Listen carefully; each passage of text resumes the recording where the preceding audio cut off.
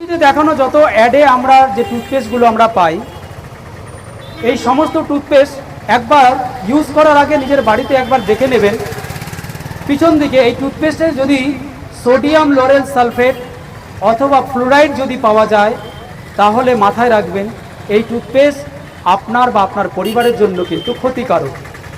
Sodium lauryl sulphate আপনারা একটু গুগলে সার্চ করবেন বা চ্যাট জিপিটিতে সার্চ করতে পারেন যে এই সোডিয়াম লরেল সালফেট এবং ফ্লুরাইড কতটা ক্ষতিকারক।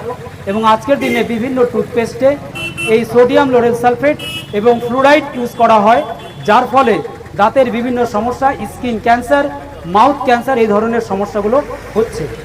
এর থেকে ভালো আপনারা নিমের ডাল দিয়ে দাঁতুন করুন, ওই ভাটি পাতার গাছের যে ডাল থাকে সেটা দিয়ে দাঁতুন করুন, মেসওয়াক নামে একটা গাছের শিকড় পাওয়া যায় সেটা দিয়ে দাঁতুন করুন, তাতে আপনারা অনেক সুস্থ থাকবেন।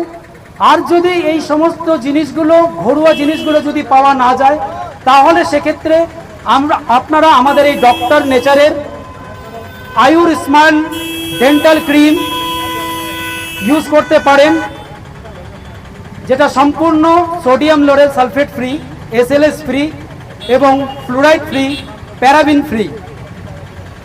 আপনার স্বাস্থ্য আপনার সচেতনতাই নির্ভর করে। আমরা যতটা সচেতন থাকব, আমরা তত বেশি সুস্থ থাকব।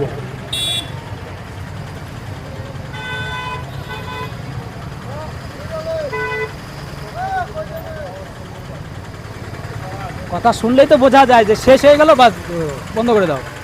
আবার জিজ্ঞাসা করো কেন? দেখি আওয়াজটা।